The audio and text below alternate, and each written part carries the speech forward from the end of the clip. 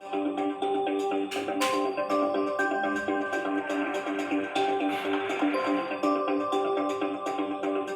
one of the largest supplier of manpower to the country, and we are in IT space also. We are the fourth largest supplier of manpower to the country. We produce about 75,000 BTech students every year. NUA Odisha is not about supplying manpower. We would like to create 75,000 jobs for outsiders in Odisha. Everything seems to have changed in last 3-4 years, and especially in the field of services when it involves technology, things have changed drastically. I keep saying this that there was for 100 years we knew that the workplace and the worker will have to be together in one place. So they were like that for 100 years. There's an office, there are people, and the work is done there.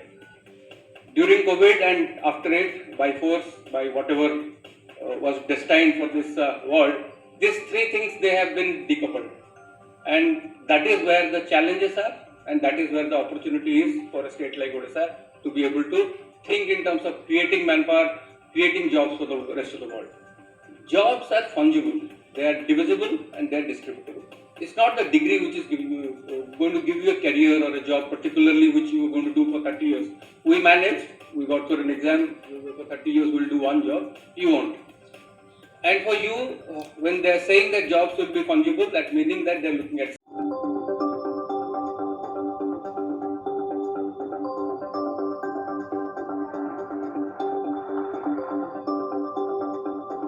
skills.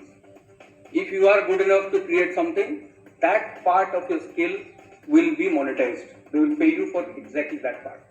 And as I said, jobs are now decentralized. They are not being created at one place. So to create, even take the most simplest of the example, create a website. It can be done by 4-10 people sitting across anywhere. Somebody who is good at writing the code, somebody who is good at putting the graphics. It can be taken because technology is allowing us today to distribute work. And in that context, we have to get our next generation ready to take up jobs like this. The numbers are staggering. We see in the digital space, I think 2026, India would require 30 million digital assets, digital human beings, who would be able to contribute.